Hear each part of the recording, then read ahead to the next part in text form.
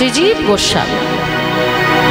বৃন্দাবনের মাঝে ছোট্ট ছেলে, যার মাথায় শিখা, কণ্ঠে তুলসীর মালা, গায়ের মধ্যে পৈতে, যমুনা থেকে ডুব দিয়ে উঠেছে। দর্শন করলেন কে না দিগ্বিজয় পণ্ডিত। মনের মধ্যে মমতা জাগলো, মায়া জাগলো, ভালো লাগলো। এইটুকু ছেলে, তার কণ্ঠে তুলসীর মালা, মাথায় শিখা, আবার পৈতে। তা এত ছোট বয়সে পৈতে হয়েছে, আচরণটা কি করে? ডাকছে, এই খোকা, খোকা এদিকে আয়। সামনে বৈষ্ণবকে দেখে চরণে হাত দিয়ে প্রণাম করলেন। এই খোকা, তুই যে পৈতে নিয়েছিস, ত্রিসন্ধ্যা গায়ত্রী মন্ত্র জপ করিস তো, নাকি ওই নামেরই পৈতে নেওয়া হয়েছে? পৈতে নিলে বা পৈতে থাকলেই কিন্তু ব্রাহ্মণ হওয়া যায় না। ব্রাহ্মণ হতে গেলে তার 9খানা গুণ দরকার। সেই 9টা গুণ কি কি? সম, দম, তপ, শৌচ, ক্ষান্তি, আর্যমেব চ জ্ঞানম বিজ্ঞানম আস্তিক্যম সর্বধর্ম সমাচয়। সম অর্থাৎ ভিতরের যত কামনা বাসনা, সেগুলোকে একত্রিত করে কৃষ্ণচরণে ফেরানো। দম শব্দের অর্থ হলো আমাদের বাইরে যত কামনা বাসনা, লোভ লালসা আছে, সেগুলোকে দমন করা। তপ মানে তপস্যা। শৌচ পবিত্রতা। ক্ষান্তি ক্ষমা। সম, দম, তপ, শৌচ, ক্ষান্তি। আর্যমেবচ, আর্যমেবচ মানে বিশ্বাস। জ্ঞানম শাস্ত্র জ্ঞান। বিজ্ঞানম শাস্ত্রের অধিক জ্ঞান। এবং আস্তিক্যম মানে সরলতা। এই 9খানা গুণ যার মধ্যে আছে, সেই হচ্ছে ব্রাহ্মণ। হইতে থাকলেই ব্রাহ্মণ নয়। যদি তাই হতো তাহলে শাস্ত্র বলতো না শুচি হয়ে মুচি হয় যদি কৃষ্ণ ত্যাজে, আর মুচি হয়ে শুচি হয় যদি কৃষ্ণ ভজে। হরিবোল হরিবোল। আচার্য যে গলায় যখন ওই পৈতেটা দেয়, ওই পৈতেটার মধ্যে 9খানা সুতো থাকে মা। এখানে ব্রাহ্মণ কেউ থাকলে আপনারা জানেন, 9টা সুতো ওটা এমনি এমনি দেয় না। যখন তুমি স্নান করতে যাবে, পৈতেটা হাতে নেবে, ওই 9টা সুতো দেখবে, তোমার মনের মধ্যে হবে যে এই 9টা গুণের কটা গুণ আমি আচরণ করতে পারলাম, এই কারণে 9টা সুতো। তাহলে পৈতে থাকলেই ব্রাহ্মণ হওয়া যায় না। তুই যে পৈতে নিয়েছিস, তোর বাবা মা এত ছোট বয়সে তোকে পৈতে দিয়েছে, তা বাবা ত্রিসন্ধ্যা গায়ত্রী মন্ত্র জপ করিস তো? ছোট্ট ছেলেটা বলে উঠল, মা ঠাকুর, আমার এই হৃদয় আকাশে নামরূপী সূর্যের উদয় হয়েছে, আর তাই আমার হৃদয়টা সদাই নামের আলোয় আলোকিত। সেই কারণে আমার দিনের বেলা গায়ত্রী মন্ত্র জপ করতে লাগে না। আর সন্ধ্যান্নে কেন করি না জানো? এই বদনটা হলো প্রদীপ, আর জিহ্বাটা হলো আমার সলতে। এই সলতে জিহ্বায় সারাক্ষণ নামরূপী আগুন জ্বলছে, যা কখনো নিভে যায় না। তাই সন্ধ্যা আহ্নিকেরও প্রয়োজন হয় না। আর তৃতীয়ত, আমার অশৌচ চলছে গো, অশৌচ। জানো তো, অশৌচ যখন হয় তখন কোনো মন্ত্রতন্ত্র করা যায় না, কোনো পুজো আর্চা করা যায় না। যায় কি? যায় না। কিন্তু একটা জিনিস করা যায়, সেটা কি? আমার মহাপ্রভুর দেওয়া দান, মহামন্ত্র হরিনাম। যখন মহাপ্রভু নীলাচলে ছিলেন, তিনি শৌচে গেছেন, তার সঙ্গী ছিল ছোট্ট ছেলে, যার নাম হচ্ছে গোপাল ঠাকুর। এবার মহাপ্রভুর জিহ্বায় নাম তো সবসময় হচ্ছে, জিহ্বা কখনো বন্ধ হয় না নাম থেকে। মহাপ্রভু শৌচে বসেছে আর তার জিহ্বায় নাম চলছে, কোনোভাবে আটকাতে পারছে না। মহাপ্রভু কি করেছে? দাঁত দিয়ে জিহ্বাটাকে চেপে ধরেছে, যাতে জিহ্বাটা নাম না করে, কারণ সে অশৌচ অবস্থায় আছে। যখন বেরোলেন তার জিহবা দিয়ে রক্ত পড়ছে। গোপাল ঠাকুর বলছে, প্রভু, ও প্রভু, তোমার জিহবা দিয়ে যে রক্ত পড়ছে, জিহবা আঘাত পেল কেমন করে? বলছে, আঘাত পাইনি, আমি আঘাত দিয়েছি। আমার জিহবা কখনো নাম বন্ধ করে না, সদাই নাম করে। আমি গেছি শৌচে, অপবিত্র অবস্থায় বসে যদি জিহবা সমানে নাম করে যায়, তাহলে নামের অসম্মান করা হয়। সেই জন্য দাঁত দিয়ে চেপে ধরেছিলাম, আর ওই দাঁতের আঘাতে জিহবা দিয়ে রক্ত ঝরছে। ছোট্ট ছেলেটা বলে উঠল, ঠাকুর, তুমি যদি অশৌচ অবস্থায় নাম বন্ধ করো, এই কলির জীব উদ্ধার পাবে কেমন করে? কারণ কখনো না কখনো তো তাদের অপবিত্র দশা হয়, আর সেই অপবিত্র অবস্থায় যদি নাম বন্ধ করে, তাহলে কলির জীব তো উদ্ধার পাবে না। তুমি তো মধুমাখা হরি নাম নিয়ে এসেছো এই পতিত জীবকে উদ্ধার করার জন্য। তুমি পতিত পাবন গৌর হরি। তাই আমি বলছি, দয়াময়, এই কলির জীব নাম যদি বন্ধ করে, তাহলে সেই পতিত কোনোদিন উদ্ধার হবে না, আর তোমার পতিত পাবন নামে কলঙ্ক রটবে। হরি বল, হরি বল। তাই কলি জগৎ তরাতে, হরি বল, হরি বল,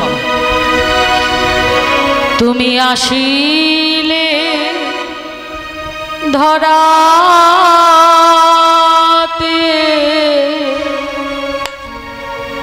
ওগো গৌর ভগবান, তুমি কলি জগৎ তরাতে, তুমি আসিলে ধরাতে,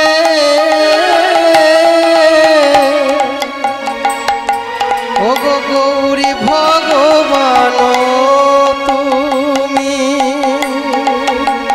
জীবে যত পাপ আছে,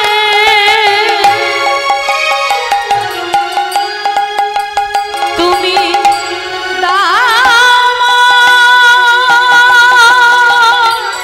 মাথে,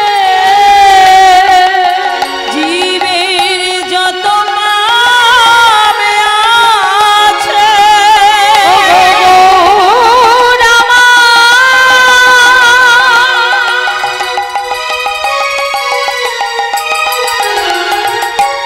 পতিত পাবন গৌর হরি।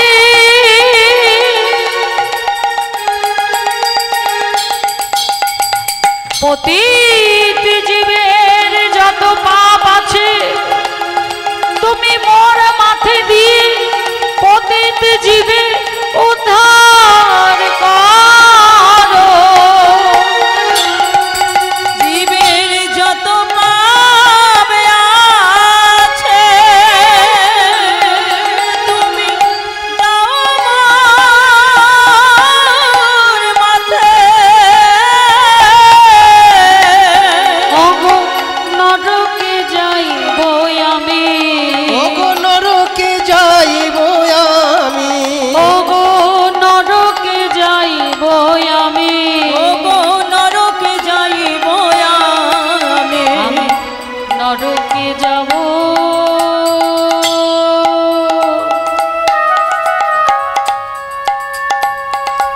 সেও ভালো, আমি নরকেও যাব, ওগো সেও ভালো, তবু পতিত জীবে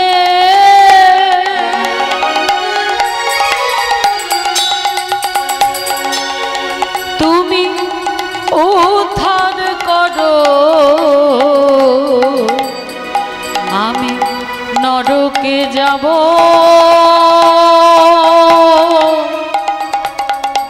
সেও ভালো।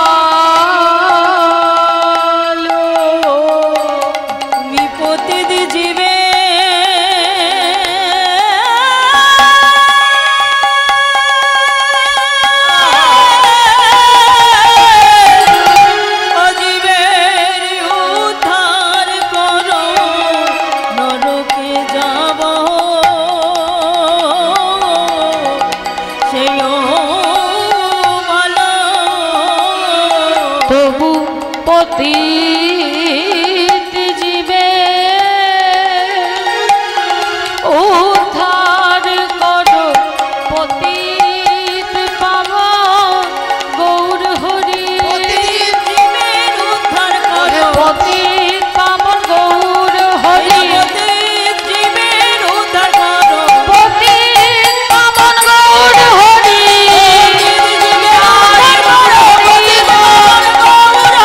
কলির জীবে উদ্ধার করো,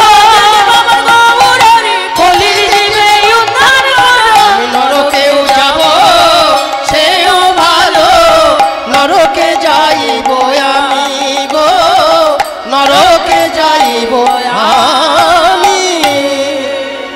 ছোট্ট গোপাল ঠাকুরকে মহাপ্রভু বক্ষ মাঝে জড়িয়ে ধরে বলেছিলেন, ওরে গোপাল, পতিত জীবকে উদ্ধার করার জন্য তুই নরকেও যেতে পারিস। আজ আমি তোর সামনে কথা দিলাম, এই মহামন্ত্র হরিনাম, এই নামে কখনো কোনো বাধা আসবে না, কখনো কোনো নির্দিষ্ট সময় থাকবে না। উঠতে বসতে চলতে ফিরতে যেখানে যে অবস্থায় যেভাবেই থাকো না কেন, শুধু বদন ভরে হরিনাম করো।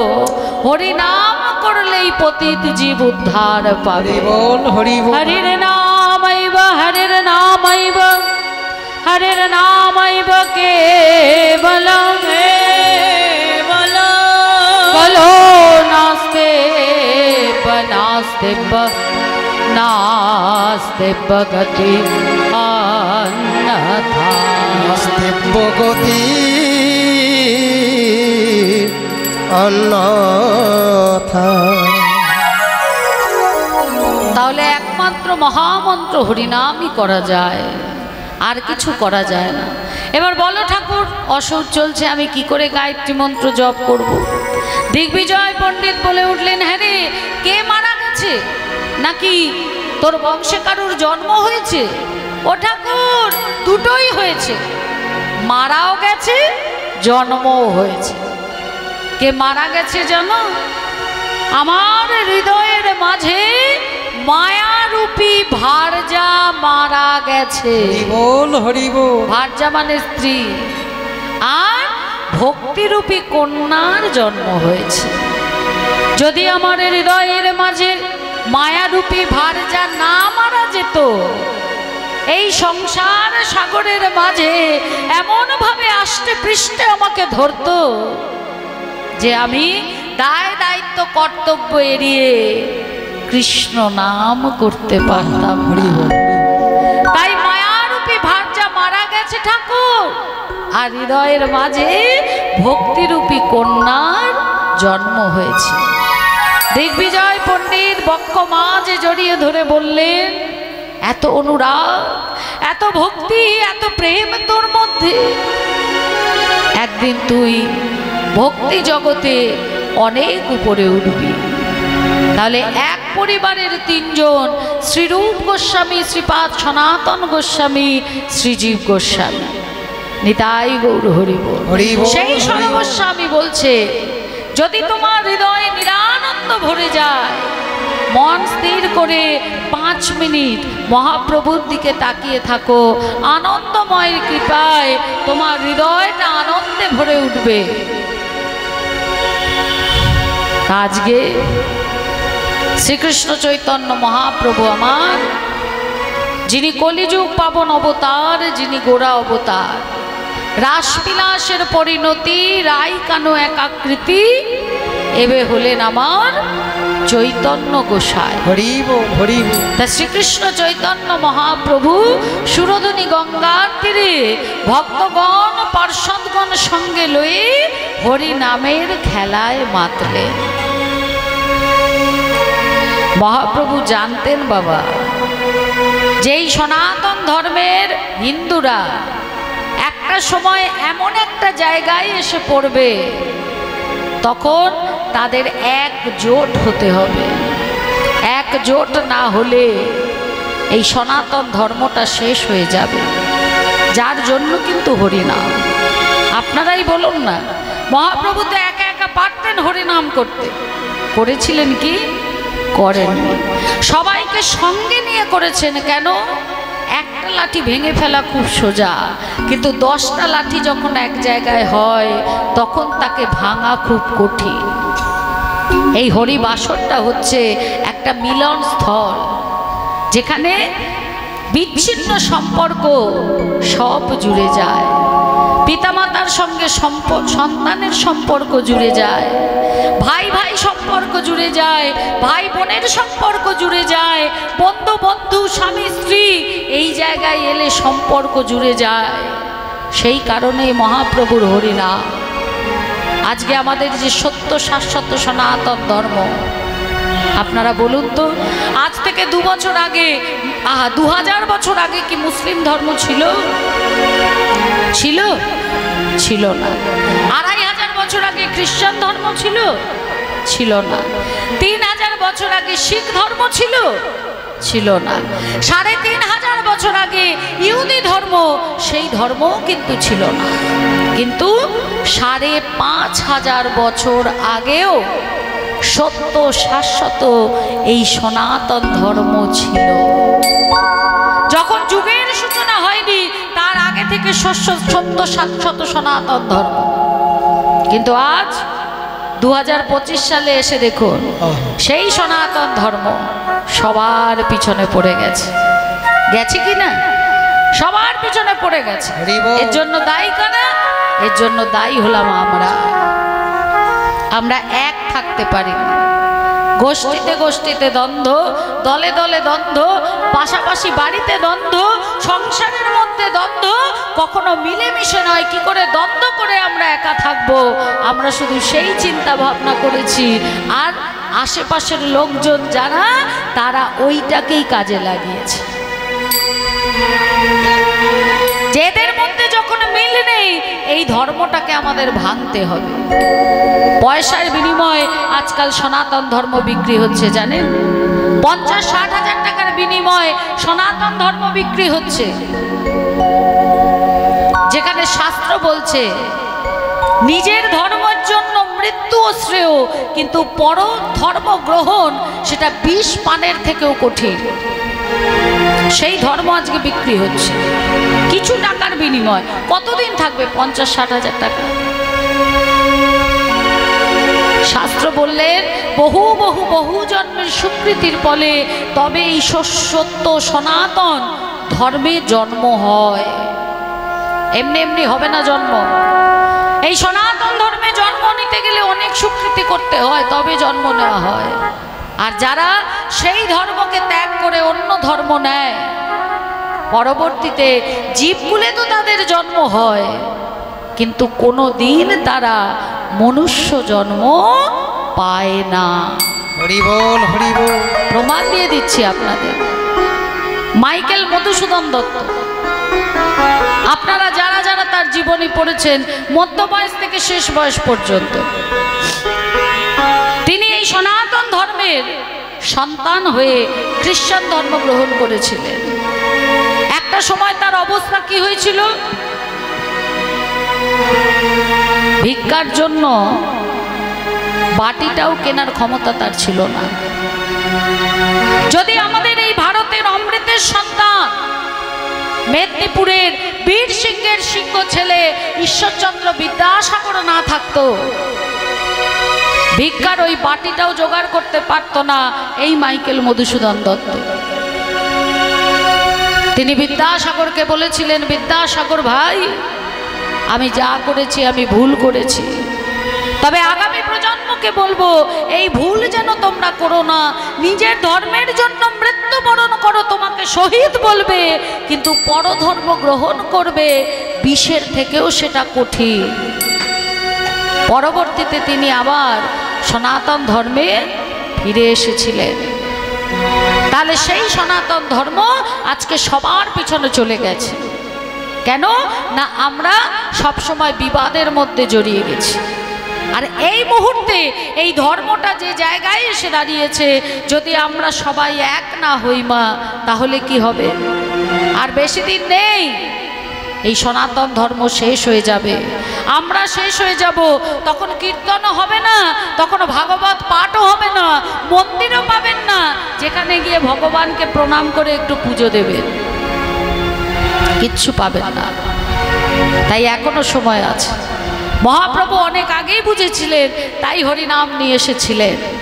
আর কলির জীবকে বলেছিলেন, ওহে কলির জীব, এই হরিনামের বন্যায় ডুব দাও, তবেই তুমি উদ্ধার পাবে। প্রেমানন্দে হরি বল হরি বল। মেতে হরি বলো, প্রেমানন্দে মেতে হরি বলো, হরি নামের বন্যা যে এলো।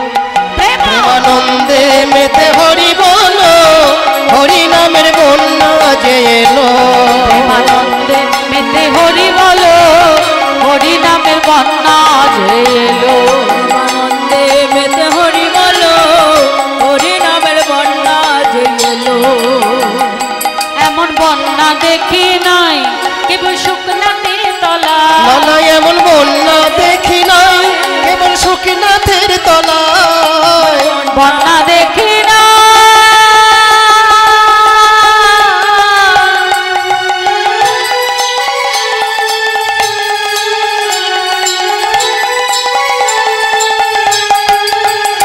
এমন বন্যা দেখি নাই কেবল শুকনাতে তলা, এমন বন্যা দেখি নাই আহা শুকনাতে তলা।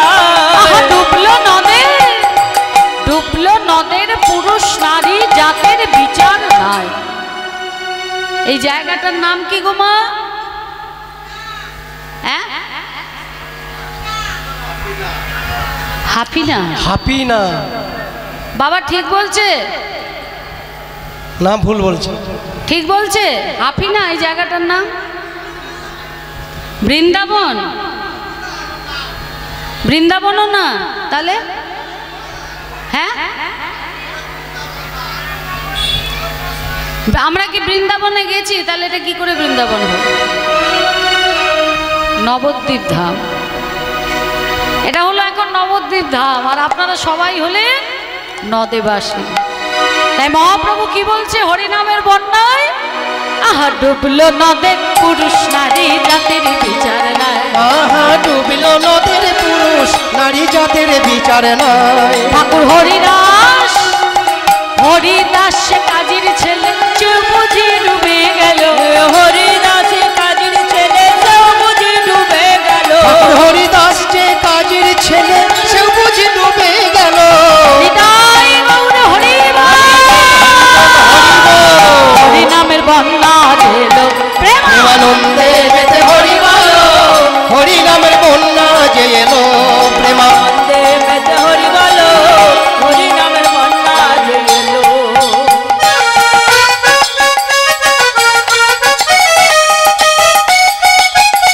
হরি বল হরি বল হরি বল।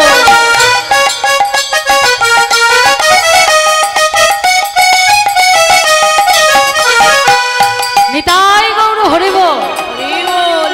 মহাপ্রভু এমন প্রেমের বন্যা আনলেন মা, নামের বন্যা আনলেন।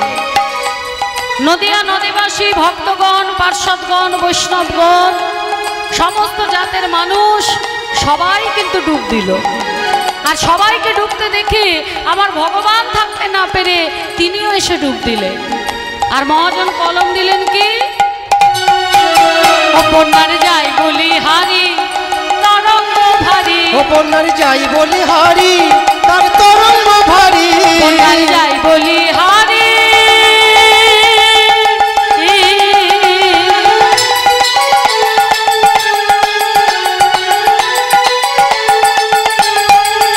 বন্যার যাই বলি হারি তার তরঙ্গ ভারী।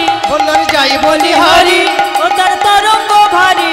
দেখো প্রেম তরঙ্গে খেলছে সাঁতার গোলক বিহারী। ওই প্রেম তরঙ্গে খেলছে সাঁতারে গোলক বিহারী। ওই প্রেম তরঙ্গে খেলছে সাঁতার গোলক বিহারে। আবার সঙ্গে সঙ্গে সঙ্গে প্রভু নিত্যানন্দ পাতারে সাঁতার দিল। ওগো সঙ্গে প্রভু নিত্যানন্দ পাথারে সাঁতার দিল। সঙ্গে প্রভু নিত্যানন্দ পাতারে সাঁতার দিল। সঙ্গে প্রভু নিত্যানন্দ পাতারে সাঁতার দিল। তাই গৌর হরি বল।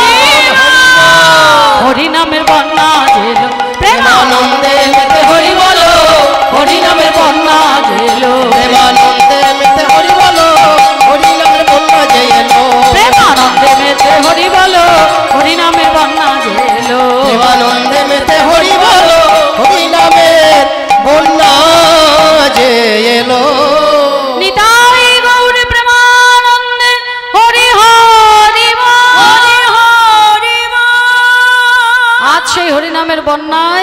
রূপ দিয়েছে।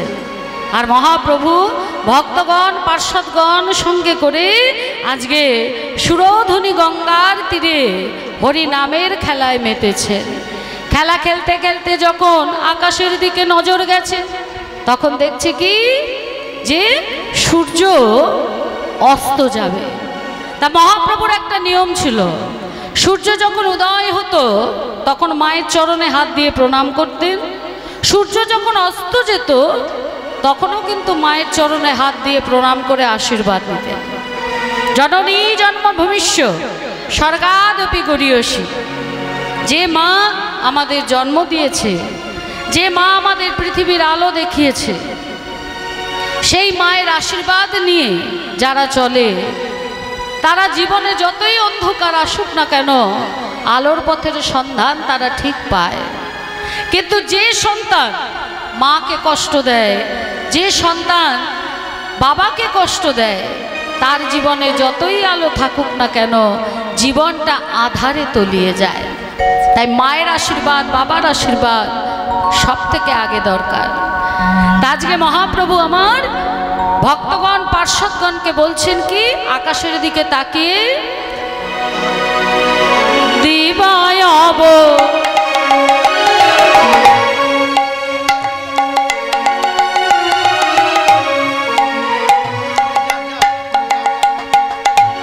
শানহেরি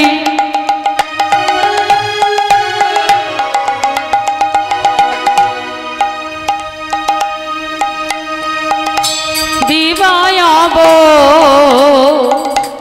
শানহেরি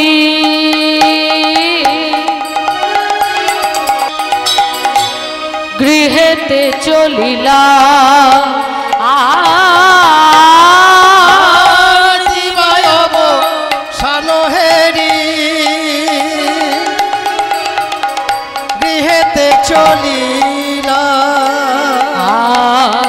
জননী চরণে আসি প্রণাম করিলা। জননী চরণে আসে প্রণাম করিলা। জননী চরণে আসি প্রণাম করিলা। জননী চরণে আসি প্রণাম করিলা। ভক্তগণের সঙ্গে খেলা খেলছেন, খেলায় বিনোদ খেলা গোড়াবন মালি পুলিন বিহার করি যত ভক্ত মণ্ডলী। খেলা খেলতে খেলতে যখন দেখছে যে দিবাবসান, এবার ঘরে ফিরতে হবে, ভক্তগণ পার্শ্বদগণ নিয়ে মহাপ্রভু কিন্তু আমার ঘরে ফিরছে। আর ওদিকে সচিমা প্রতিবেশিনীদের কাছে নিজের ছেলের কথা বলছে। মা দেখবেন, আমরা যখন আমাদের সন্তানের কথা বলি বা আপনারা যখন আপনাদের সন্তানের কোনো গর্বের কথা বলেন বাবা, তখন আমাদের চোখের মধ্যে আনন্দ অশ্রু এসে যায়, আসে না? তা মা আমার প্রতিবেশিনীদের কাছে বলছে যে নিমাই আমার কেমন ছেলে জানো, এই জগতের ছেলেরা নিজের জন্য কাঁদে, কিন্তু নিমাই এই জগৎবাসীর জন্য কাঁদে। নিমাই আমার এমন ছেলে। ছেলের কথা বলতে বলতে গর্বে আনন্দে মায়ের চোখটা জলে ভরে গেছে।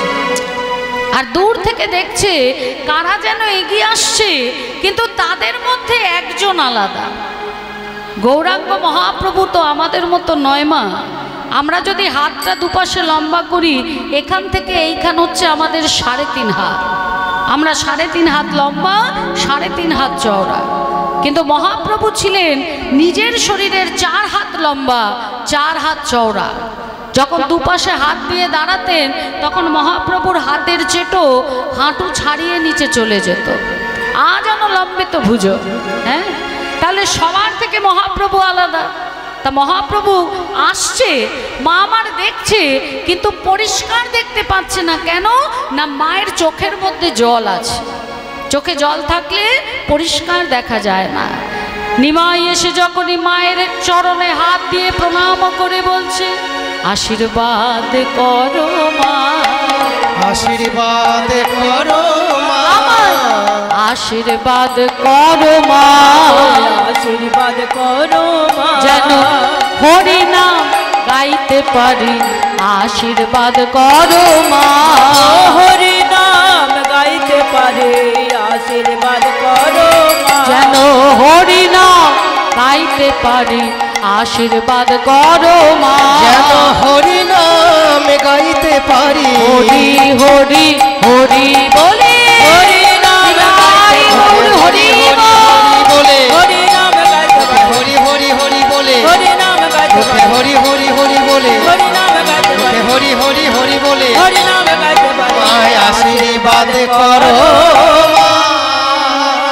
মা যখনই নিমায়ের মাথায় হাত দিয়েছে চোখটা বন্ধ করেছে জলটা পড়ে গেছে তখন মা কি দেখছে নিমায়ের সারা অঙ্গে ধুলা মাখা সারা অঙ্গে ধুলা দেখে মা বলছে কি হ্যাঁ রে নিমাই যে অঙ্গে আমি তিলক চন্দন দিতে ভয় পাই কোমল অঙ্গে ব্যথা লাগবে বলে বলি সেই অঙ্গে কে ধুলা দিয়েছে বল বল কে ধুলা দিয়েছে কে ধুলা দিয়েছে কে ধুলা দিয়েছে তার কি মনে দয়া মায়া নাই কে ধুলা দিয়েছে ওরে তার কি মনে দয়া মায়া নাই কে ধুলা দিয়েছে ওরে তার কি মনে দয়া মায়া নাই সোনার অঙ্গ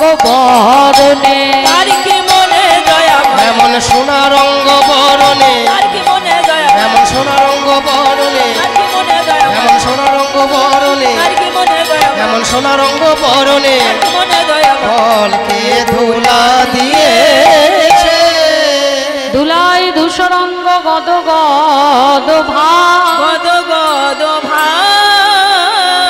মা যখন জিজ্ঞেস করছে কে ধুলা দিয়েছে মহাপ্রভু যে কি বলছে মা বুঝতে পারছে না কারণ কথাগুলো জড়ানো মা স্পষ্ট নয় এতক্ষণ তো হরিনামের খেলা খেলছিলেন তা যুগে যুগে তো ভগবান খেলা খেলেন হ্যাঁ সত্য যুগেও খেলেছেন ত্রেতাতেও খেলেছেন দাপরেও খেলেছেন আর কলিতে এসে খেলছেন হরিনামের খেলা সত্য যুগে এক বিষ্ণুর 4 অংশ হলো বাসুদেব শঙ্কর্ষণ প্রদ্যুম্ন অনিরুদ্ধ এই 4 অংশ ত্রেতা যুগে এলো 4 ভাই হয়ে রাম লক্ষ্মণ ভরত শত্রুঘ্ন তারপরে এলো কৃষ্ণ বলরাম আর 24 জন সখা তা ভগবান আমার দাপর যুগে 24 জন সখাকে নিয়ে খেলে এত আনন্দ পেলেন মনে মনে ভাবলেন আগত কলিযুগে যখন আমি নদিয়া নবদ্বীপের মাঝে যাব সামনে যাকে পাবো তাকেই আমার হরিনাম খেলার সাথী করে নেব তাই সেই ভগবান যখন কলিতে এলেন তখন যাকেই সামনে পেলেন তাকেই তার হরিনাম খেলার সাথী করে নিলেন কোনো বাদ বিচার করলেন না মা যখন ঝাড়খণ্ডের পথ দিয়ে চলেছেন বৃন্দাবনের দিকে তখন হরিনামে হিংস্র বাঘকেও কিন্তু নৃত্য করিয়েছিলেন বাঘকে নৃত্য করতে দেখে ওই জঙ্গলে যত পশু পাখি ছিল তারাও কিন্তু হরিনামে নৃত্য করেছিল তাহলে যুগে যুগে ভগবান খেলছে হ্যাঁ কিন্তু 3 যুগে যেভাবে খেলেছে কলির খেলাটা সেরকম নয় ভগবান একই আছে খেলাটা শুধু পাল্টে গেছে বৃন্দাবনের খেলা কি আর নবদ্বীপের খেলা কি বৃন্দাবনে খেলা ছিল মাঠে দৌড়া দৌড়ি বৃন্দাবনের খেলা ছিল মাঠে দৌড়া দৌড়ি বৃন্দাবনের খেলা ছিল মাঠে দৌড়া দৌড়ি বৃন্দাবনের খেলা ছিল মাঠে দৌড়া দৌড়ি নবদ্বীপের খেলা হলো ধুলাই গড়া গড়ি এই নবদ্বীপের খেলা হলো ধুলাই গড়া গড়ি আজি নবদ্বীপের খেলা হলো ধুলাই গড়া গড়ি এই নবদ্বীপের খেলা হলো ধুলাই গড়া গড়ি বৃন্দাবনের খেলা ছিল মুরলী বাদন বৃন্দাবনের খেলা ছিল মুরলী বাদন বৃন্দাবনের খেলা ছিল মুরলী বাদন বৃন্দাবনে খেলা ছিল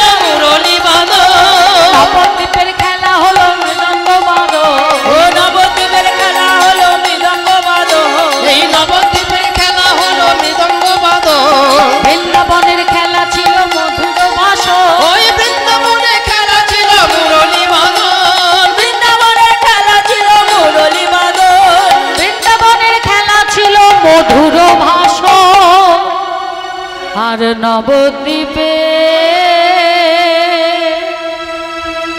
খেলা হলো আহা হরি বল। হরি নামে তেরোদ এই নবদ্বীপে খেলা হলো হরি নামেতে হৃদয়। যদি হরি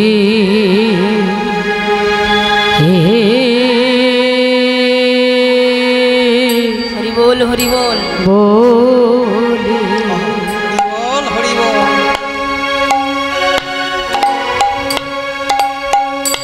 কেউ কাঁদবে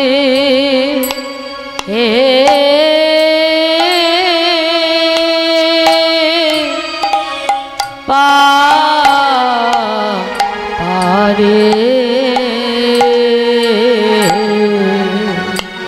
যদি হরি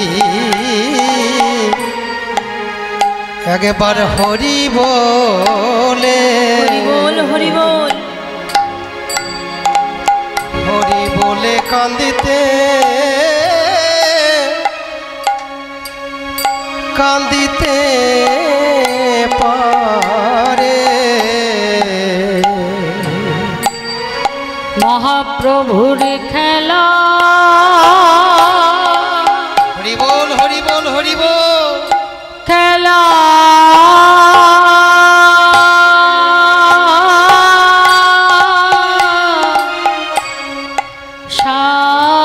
সাথী হবে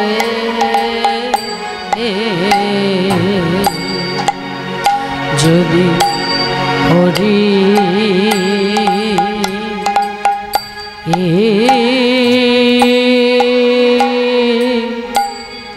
বলি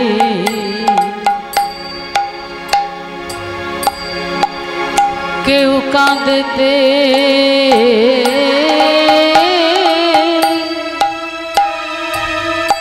পারে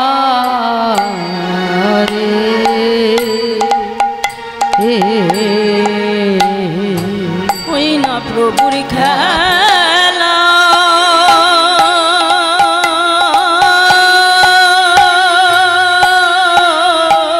আহা হরি বল। খেলার সাথী সাথী হবে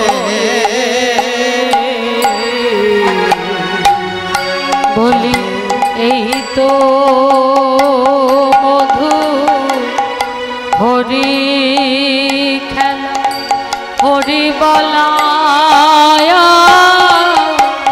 বাহু তোলা এই তো হরি নামের খেলা হরি বলায়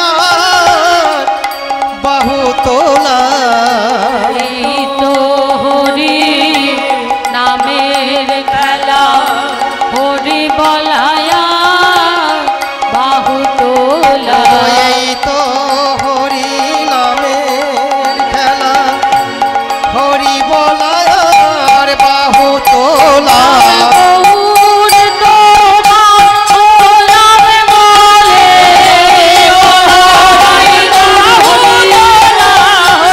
তোমার হলামে বলে এ গৌর তোমার হলামে বলে এ গৌর তোমার হলামে বলে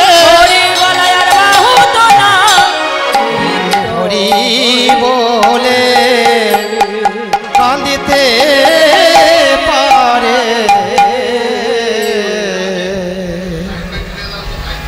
লাইটম্যান আপনি যেখানে থাকুন এখানে আসুন। লাইটম্যান এখানে আসুন।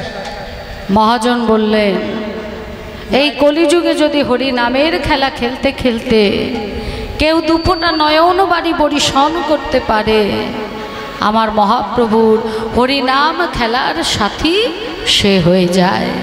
আজ সেই হরিনাম খেলা খেলতে খেলতে ভক্তের চরণ ধুলায় গড়াগড়ি দিয়ে মহাপ্রভুই আমার সারাই অঙ্গে ধুলা মেখেছে, কিন্তু কি যে বলছে মা বুঝতে পারছে না, ভাষা অস্পষ্ট গদগদ। মহাপ্রভুর পাশে ছিলেন মহাপ্রভুর হরিনাম খেলার সাথী, যার নাম হলো নরহরি। তা মা বলছে, হ্যাঁ রে নরহরি, নিমাইকে কে ধুলা দিয়েছে? নরহরি সরকার বলে উঠলেন, ও মা, তোমার নিমাইকে কেউ ধুলা দেয়নি, ধুলা আপনি মেখেছে, ধুলা আপনি মেখেছে, ধুলা আপনি মেখেছে, হরিভক্তের চরণ ধুলায় গড়া গড়ি দিয়ে আপনি মেখেছে, চরণ ধুলায় গড়া গড়ি দিয়ে কৃষ্ণ প্রাণ কৃষ্ণ বলে ধুলায় গড়া নিতাই গৌর হরি বল। ধুলায় গড়া গড়ি দিয়ে কৃষ্ণ প্রাণ কৃষ্ণ বলে, ধুলায় গড়া গড়ি দিয়ে কৃষ্ণ প্রাণ কৃষ্ণ বলে, ধুলায় গড়া গড়ি দিয়ে কৃষ্ণ প্রাণ কৃষ্ণ বলে, ধুলায় গড়া গড়ি দিয়ে আপনি মেখেছে। বলছে, হ্যাঁ রে, হরিনামের খেলা খেলতে গেলে কি সারা অঙ্গে ধুলা মাখতে হয়? বৈষ্ণব চরণ রেণু মস্তক ধূসর বেনু, সরবেনো আর নাহি ভূষণের অঙ্গ। আরে নাহি ভূষণের অন্ত। ওমা, ভূষণ মানে হলো অলংকার। আমরা মেয়েরা অলংকার কেন পরি? যাতে আমাদের সুন্দর দেখতে লাগে। কিন্তু তাতে কি হয়, বাইরেটা সুন্দর হয় কিন্তু ভিতরটা তো হয় না। এই ভিতরটা সুন্দর করতে গেলেও অলংকার পড়তে হয়। সেই অলংকার কি অলংকার? না বৈষ্ণবের চরণ ধূলিরূপী অলংকার। তাই মহাজন বললেন কি, বৈষ্ণবের চরণ ধূলি অঙ্গে ভূষণ করো, ধুলি অঙ্গে ভূষণ করো, ভূষণ করো, চরণ ধুলি অঙ্গের ভূষণ করো। কৃষ্ণ বলে প্রাণ কাঁদিবে, চরণ ধুলি অঙ্গে ভূষণ করো। তোমার কৃষ্ণ বলে প্রাণ কাঁদিবে, কত সুন্দর হয়ে যাবে, হরি হরি বল, হরি কত বল। সুন্দর হয়ে যাবে, কৃষ্ণ বলে প্রাণ কাঁদিবে, তুমি কত সুন্দর হয়ে যাবে। কৃষ্ণ বলে প্রাণ কাঁদিবে। বৈষ্ণব চরণ ধুলি অঙ্গে ভূষণ করো। বৈষ্ণব চরণ ধের রেণু মস্তক ধূসর বেনু, আর নাহি ভূষণ। আরে নাহি ভূষণের অন্ত। তাই ধুলায় ধূসরঙ্গ গদ গদ ভাব, গদ ভাব, রাধা মহান পদ করত হিয়া। রাধা মোহন পদ করো তো হিয়া। করত হিয়া।